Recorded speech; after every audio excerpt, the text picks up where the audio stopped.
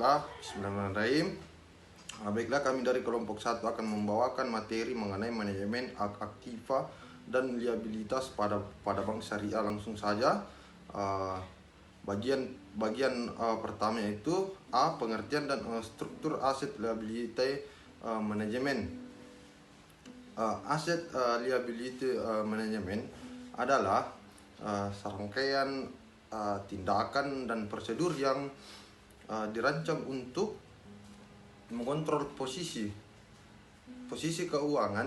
Tujuan dari ALMA adalah untuk menjaga kesehatan bank yang dapat diukur dengan kamil serta melakukan antisipasi terhadap perubahan eksternal yang berkaitan dengan inflasi dan tingkat suku bunga serta perubahan atas nilai tukar mata uang atau dalam kurung MAL 2004. Baiklah, mengenai pos-pos neraca bank syariah. Neraca bank syariah adalah gambaran tentang keseimbangan antara aktiva dan kewajiban. Nah, neraca itu merupakan salah satu gambaran dari laporan keuangan bank yang memang perbandingan seimbang antara harta milik dalam kurung kekayaan dengan kekayaan bank dengan semua kewajiban utang dan modalnya. Baiklah, adapun beberapa sisi aktivitas. Yang pertama yaitu sisi aktivitas, yang kedua itu sisi kewajiban, yang ketiga sisi investasi, dan yang keempat adalah sisi ekuitas. Bagian C yaitu landasan kebijakan ALMA. Landasan kebijakan ALMA ada beberapa komponen-komponen yang memang dipergunakan dalam menyusun kebijakan penerapan ALMA sebagai berikut. Yang pertama adalah foreign exchange management, dan yang kedua adalah net open position atau dalam kurung posisi devisa neto, dan yang ketiga yaitu manajemen gap management, yang keempat yaitu risk analysis, dan yang kelima yaitu cost of fund. Baiklah, di sini saya akan melanjutkan materi mengenai kebijakan aset liability manajemen pada bank syariah.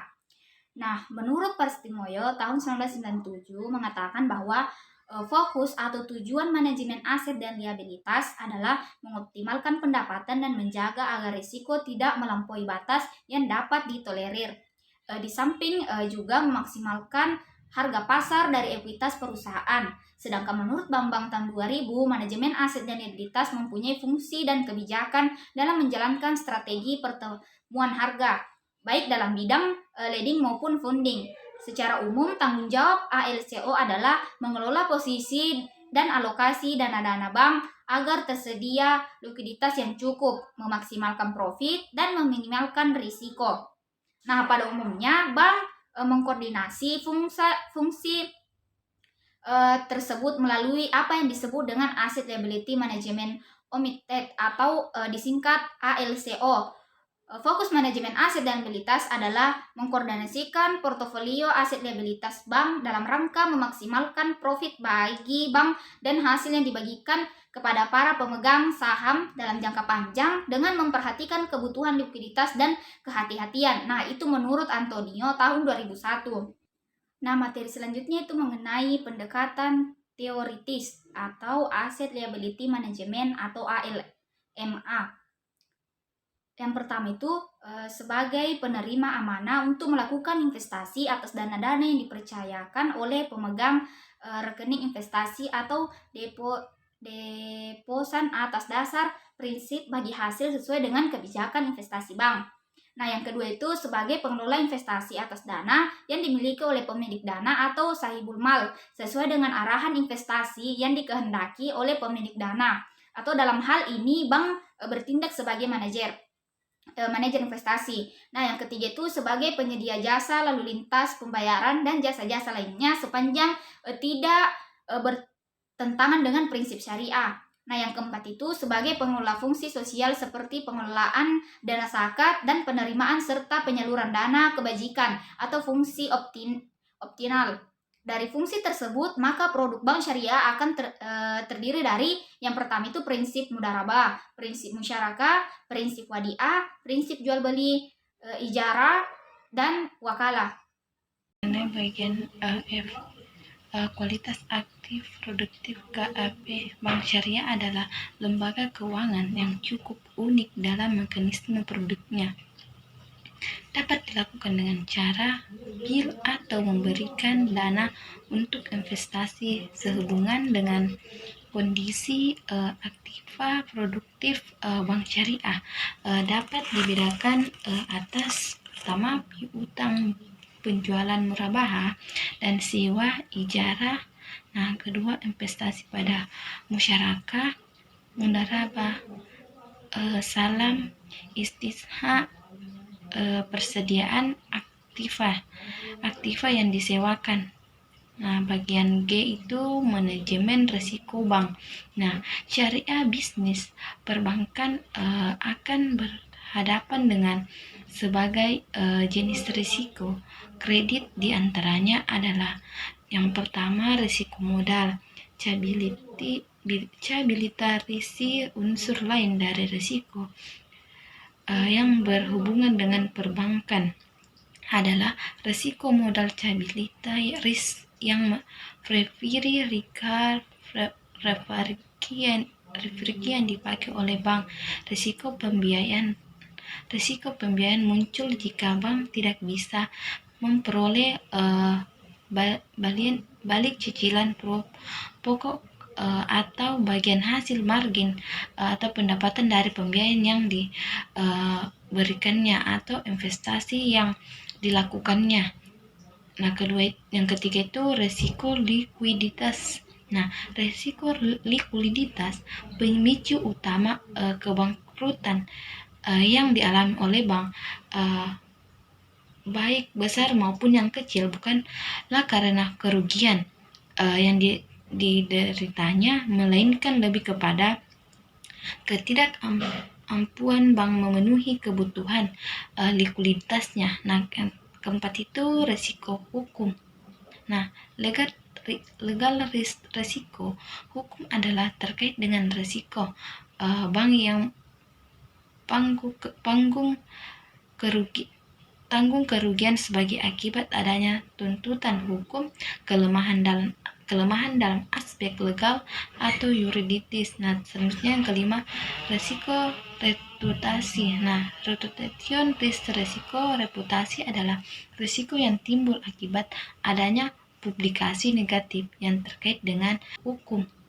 Nah, legal risiko hukum adalah terkait dengan risiko bank yang tanggung